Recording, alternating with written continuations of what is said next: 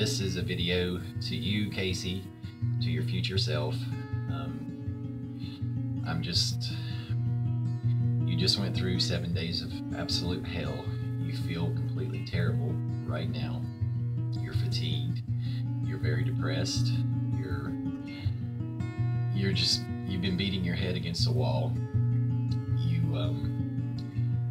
You're finally coming to the rock bottom of just losing the best opportunity that has ever been given you. The video was made from the detox facility I was in when I came to Buchanan. I went there so I could just focus on at first getting the chemicals out of my body, and I went through 7 days of hell, and they told me it would be a good idea to make a video. The funny thing about that is the video was meant to almost to be like a deterrent or a fear factor, but when I watch it, I think more, I listen to what the things I was concerned about, because I mentioned those in that video, and I'm glad I did, because I mentioned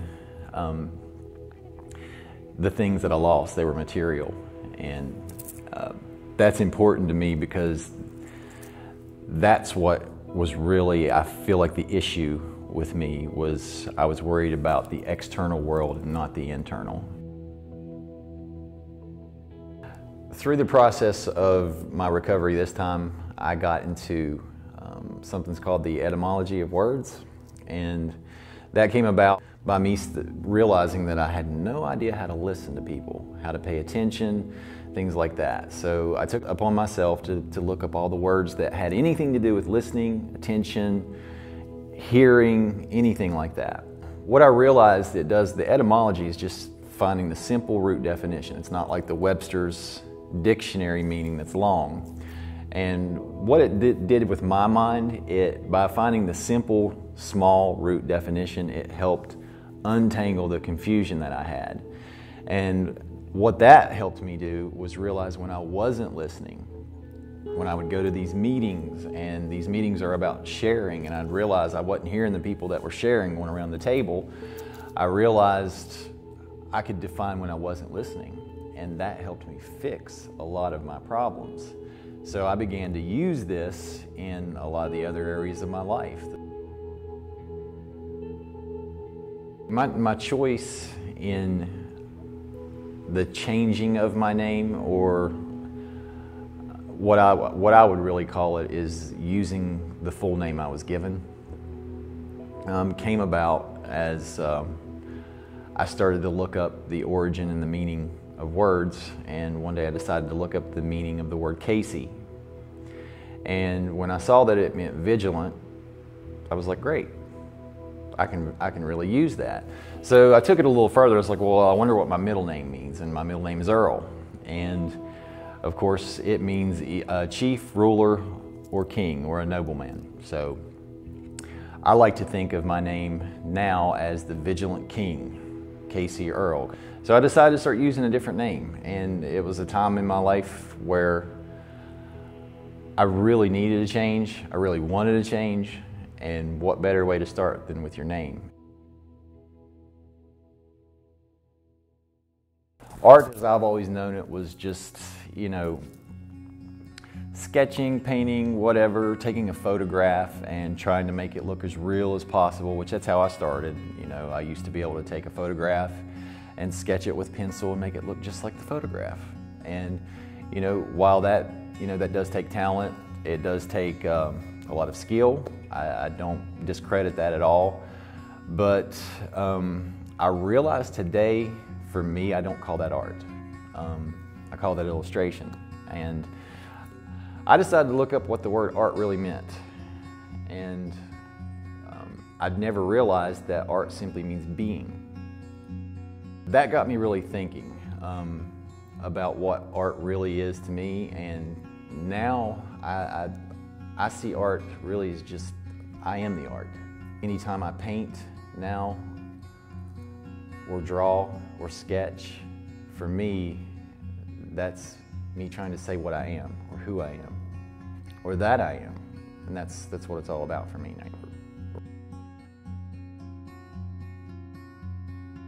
I realized, as far as my process in painting, I realized the best way to go about it is to look at it as a conversation. I have the idea in mind of what it is I want to say about me, and of course I sketch it first. But as I do the painting though, it's all in color. So this is where it starts to take shape. And as I do the painting, I only do little bits at a time. And I do it on a night-to-night basis. Before I go to bed, I'll sit down and I'll paint just a little bit on it. And then I take a step back and I'll look at it for, it could be an hour to 2 hours. And basically what I'm doing, like I said, it's like a conversation. It's like my painting on, when I take time and I do a little bit of the painting, then that's me talking to it. And when I take a step back and I sit there and look at it, it speaks to me because it changes a little bit more every time I, put a little bit more into it. It allows me to take time to see what the painting needs. It'll tell you what it needs. And I've learned that the older I get. In my younger days, I would try to finish the whole thing in one night, and never take time to even ask, what does this need? I was just trying to impress my own self or others with my talent. Oh, look how good of an illustrator you are. Look how good you can make something look real. Today I don't worry about that. I'm more interested in the conversation I have with the painting as I do it. And I'm in no hurry. Currently I've been working on the painting that I'm on now. I started it the 1st of April, and we're sitting here at the end of October. I would say I have about 2 weeks away from it being done. Of course, it's just me taking 30 minutes a night just to throw a little bit of paint on it. And when it's done, it's the greatest feeling of satisfaction. After I paint something that's taken that long, it just, when I step back and look at it, it's like priceless to me. I started a business called Caseyearl's, and this business, it's a repeat of the business that I had just currently lost through my last relapse. It was called Graphics by Casey. So this one,